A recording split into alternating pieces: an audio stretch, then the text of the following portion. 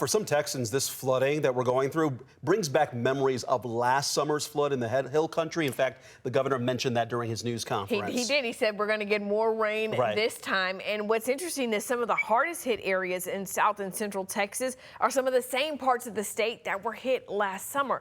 130 people died in that flooding event. 117 of those deaths happened in Kerr County, including 25 girls and 2 teenage counselors at Camp Mystic. In the aftermath, state lawmakers enacted new reforms in hopes of being better prepared for flooding now and in the future. And this, as you heard, is the first major test here.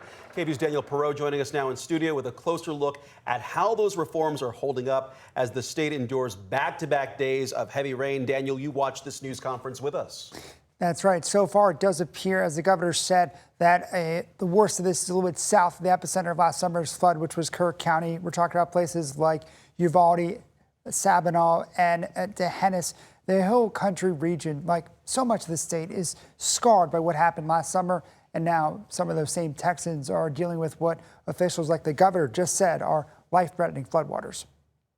In southwest Texas, heavy rain is pushing rivers and creeks over their banks. Uvalde Mayor Hector Luevano. Our low water areas in our city that are prone for flooding are being barricaded at this time. Officials say rivers like the Leona, Sabinal, and Frio could reach dangerous levels, sending water surging towards flood-prone homes, campgrounds, RV parks, and other areas downstream. When Tarpley, Utopia, that area gets the water, all that water rushes down Honda Creek. Scenes like this, reminiscent of these from the Guadalupe River last summer. There is a lot of anxiety when a community goes through a very tragic flooding event. In the aftermath of the July 2025 floods, state lawmakers required local governments to install outdoor sirens and warning systems in flood-prone areas and mandated new safety standards at summer camps. Carrie Stevens, a UT Austin professor who studies crisis communication and flood risk, says this summer there's a noticeable difference. I'm really impressed with what I'm seeing with the emergency management community in the state. They're pushing information out to try to alert their communities in,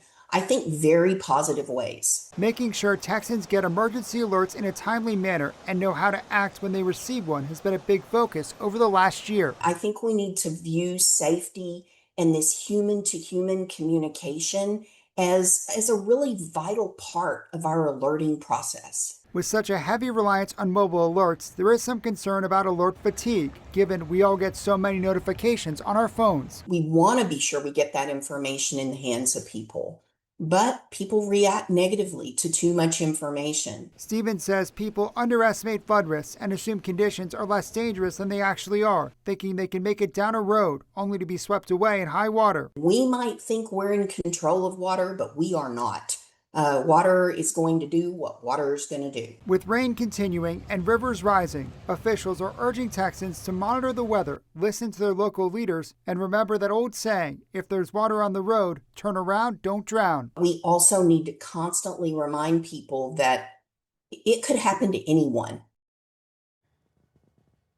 And we've said this a lot, the concern here, not just that these areas have been inundated by the back-to-back days of heavy rain, but the Hill Country is just so prone to flooding because of its geography, the steep slopes, the soil, the exposed bedrock that repel the heavy rain rather than allowing it to be soaked into the ground.